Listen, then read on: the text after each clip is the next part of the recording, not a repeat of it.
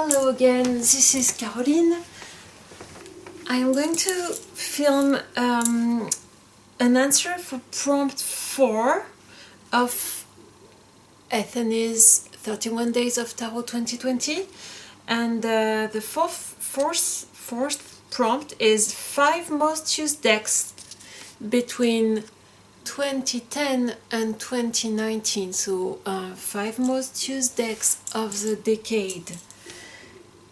I have a lot of difficulty selecting only 5 decks because when I went through my deck collection and I reviewed which one I had really used, not only lately but during the whole decade, it ended up to be more than 5. So I'm going to try and make the video short anyway. Okay, let's start. First of all,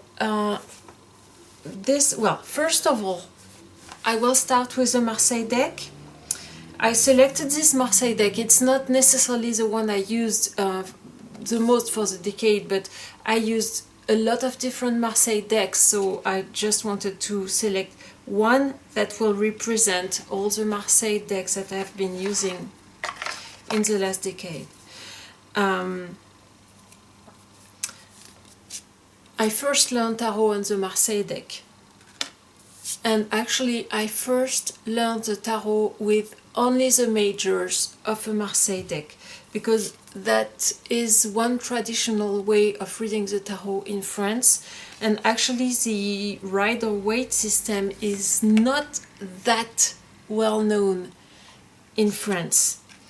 It is starting to become more mainstream in France, but it's traditionally the Marseille deck is what people use to read the cards in France, and most people only use the majors. So that's how I started reading the tarot, and I discovered the Rider-Waite system actually not so long ago. I think all in all I've been working with the Rider-Waite system for approximately 10 years, one decade, so the prompt for today is quite interesting for me.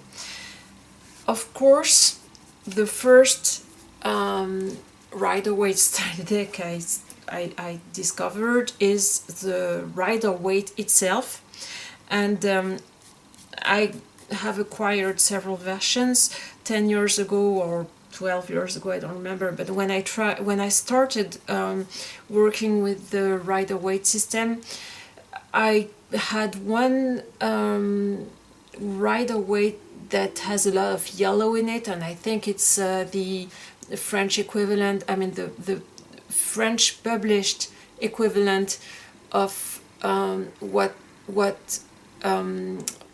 people in United States and England call the played back Rider-Waite. I did not like this one very much. I didn't like the color, and I quickly purchased the Albano Waite, which is this one. It's basically a normal Rider-Waite, and the color is different. The color is very distinct in the Albano Waite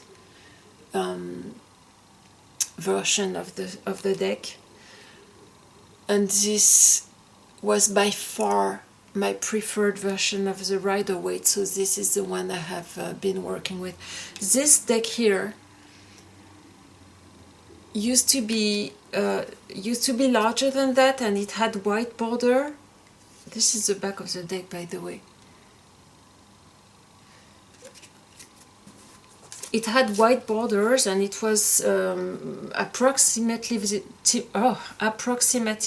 same size as the played back Rider-Waite, and even the one that was published later in the decade, which is the Centennial. It used to be about the same size.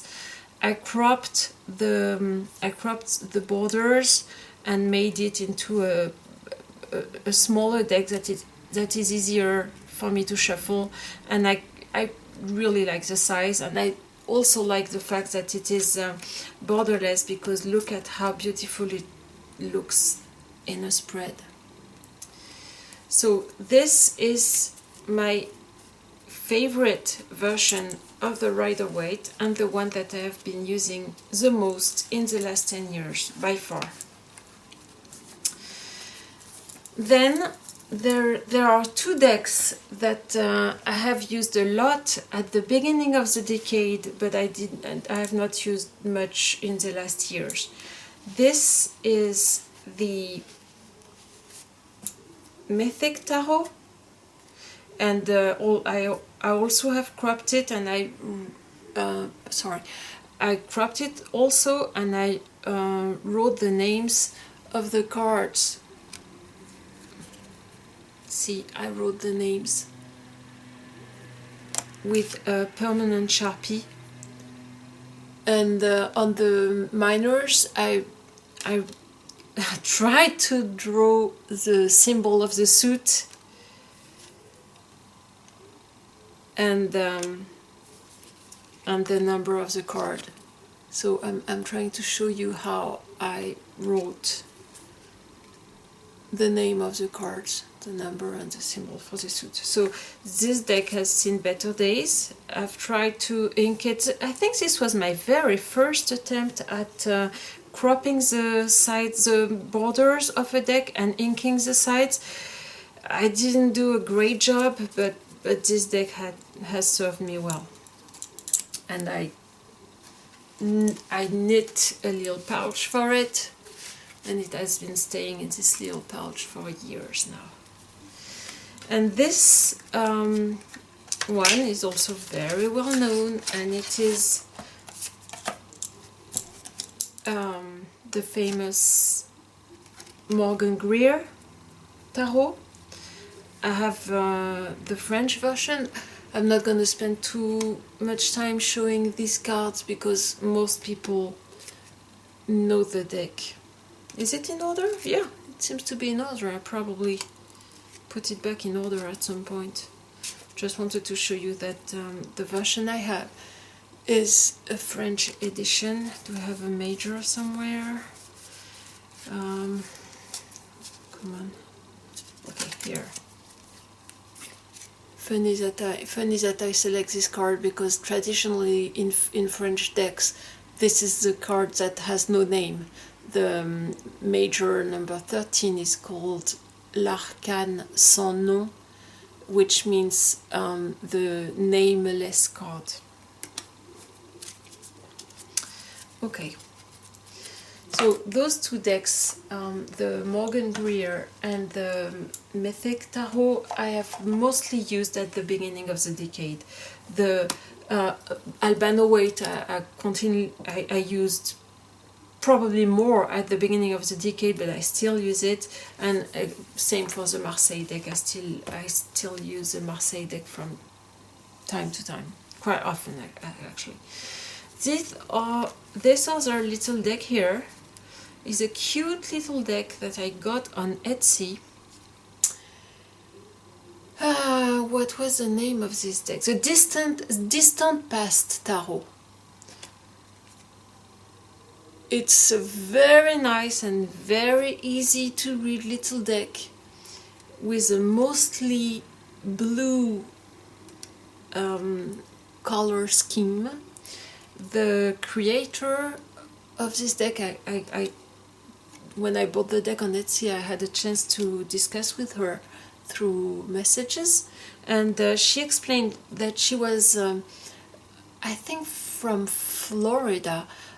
Please don't come from me if I have that wrong, but what I remember is she is from a very sunny and very blue sky type state in the United States, and she wanted to give this sunny, sunlight, blue sky vibe to her deck. So you can see that all the cards have a very deep blue sky, and it makes for a very joyous little deck, and I love the size too.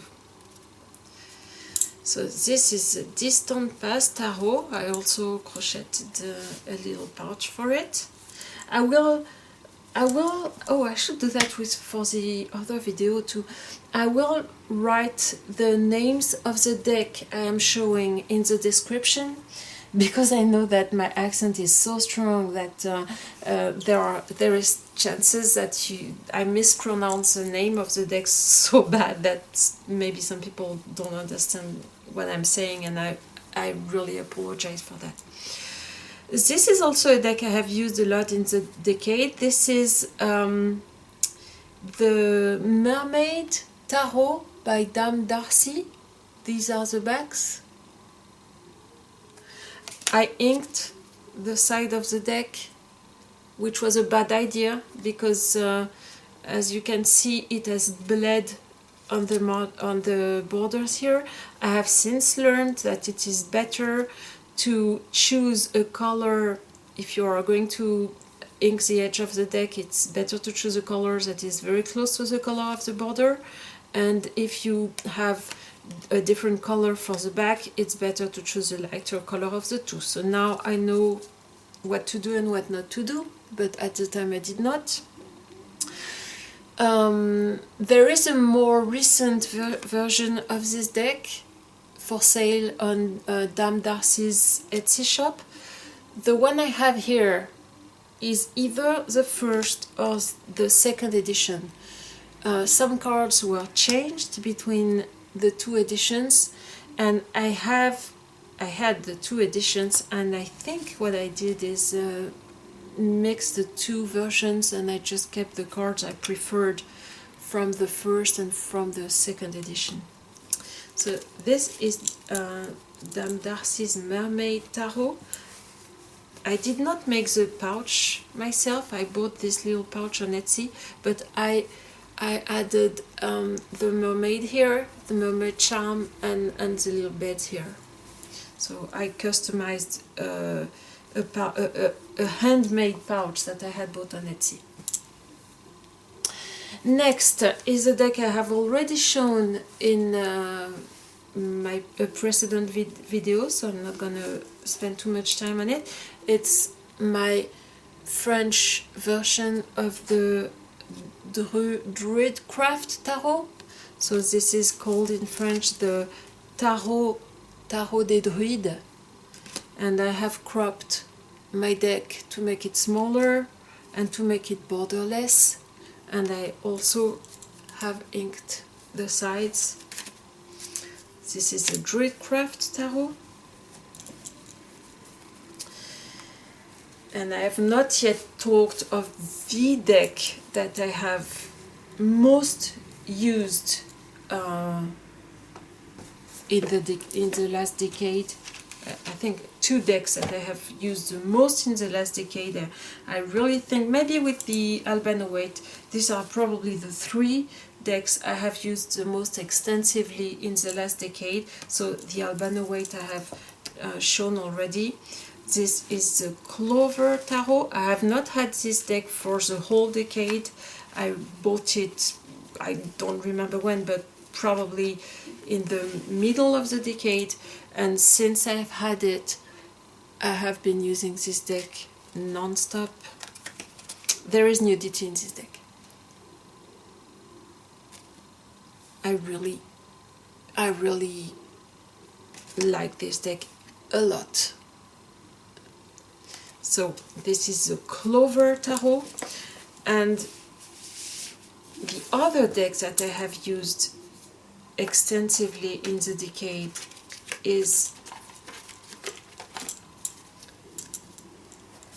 the Bohemian Gothic Tarot by Baba Studio. And this specific deck here, this deck here, is the limited second edition with pewter gilding. To me, this gilding looks like liquid moonlight, and I cannot get enough of it. And I also love the cardstock and the sound it makes. Listen to the sound. It makes a shh, shh. sound when you shuffle this deck, and I really like it. This deck is very important to me because I used to read only with playing card decks and with Marseille tarot decks, and then I discovered the Rider-Waite system, and the first beautiful decks that I bought for myself that were not a Rider-Waite were Baba decks, and I was aware of Baba decks before I even bought a deck from them, because I used to be a customer of them for the beautiful bags they make, and it's through the Baba store where I was purchasing handbags and messenger bags that I saw how beautiful a deck of tarot could be, and it was I fell into the rabbit hole through Baba decks, and the Bohemian Gothic tarot is the first one I bought for myself. Before that, I don't know, I didn't have any notion that you could read with anything else than a simple deck of cards or a traditional Marseille tarot. The Baba decks were the ones who introduced me to the Rider-Waite system and to the beautiful art that a tarot deck can become. So this one has a very special place in my heart and in my life.